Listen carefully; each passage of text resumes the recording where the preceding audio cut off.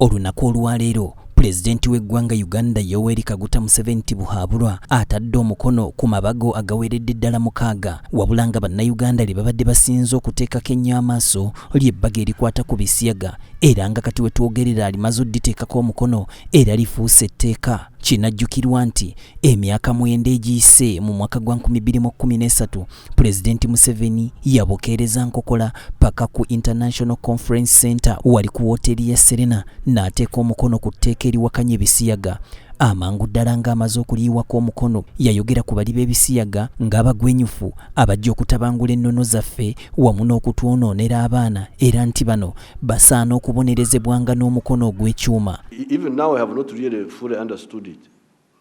that you can fail to be attracted to all these beautiful women here and elsewhere, and you are attracted by a man. That's a very serious matter. It means there's something really wrong with you. Wabula n'embogete ya buguma omubaka Fox Odoyi wamu ne Andrew Mwenda ononga munnamawulire baatwala gavumenti mu mbuga z'amateeka nga bawakanya etteeka lino nga bagamba nti omuwendo gw'ababaka ogw'essalira ogulina okuyisa etteeka lino gwali teguwera era bwetyo ne kkooti teyali mbi olw'obujulizi obwaleetebwa obw'enkukunala kkooti etteeka lino yalisazaamu. Right, Honorable Speaker, this House had an opportunity to correct the anomaly then. That opportunity was lost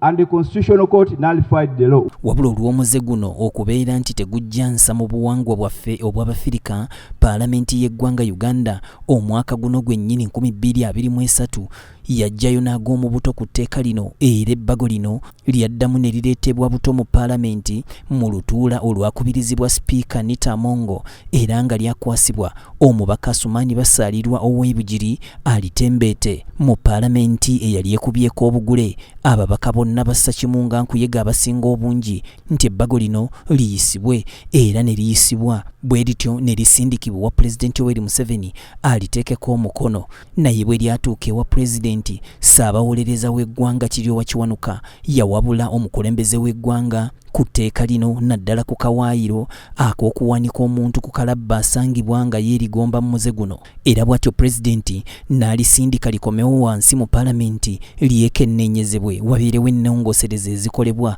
ekintu ekyanyiiza ennyo ababaka nga bagamba nti Kiryowa Kiwanuka Ssaabawolereza mu Paalamenti yalimu nga balitembeeta lwaki teyayogererawo anti olwatta omwami Nalumanya wabula olwaleero omukulembeze w'eggwanga Uganda alitaddeko omukono oluvannyuma lw'ennongosereza ezaakolebwa. Wano omukubiriza w'olukiiko olukulu olw'eggwanga Nita Mongo abadde musanyufu olw'etteeka lino kubeera nti liteekeddwako omukono kubanga lyakubeera nga litaasa obuwangwa bw'abaddugavu. Ono bw'ati asuubizza nti bonga Paalamenti bagenda kubeera nga bagezaako okutumbula ebyo ebikwata ku mbeera z'abantu naky'abantu tebaagala wabula nga bwe kitawoomera matama abiri emabegako ng'ebbago lino Asumaani Basaalirwa yakamala okulitembeeta mu kkooti. Abazungu baavaayo bangi ne bataakaka nga batiisatiisa eggwanga Uganda mu ngeri ez'enjawulo. Muno nga mwe mwali n'ekitongole kya European Parliament oba Paalamenti ya Bulaaya eyavaayo n'evumirira ekikolwa kino Uganda kyekoze era bwetyo neesaba amawanga ageegattira mu kago gwa Bulaaya ogwa European Union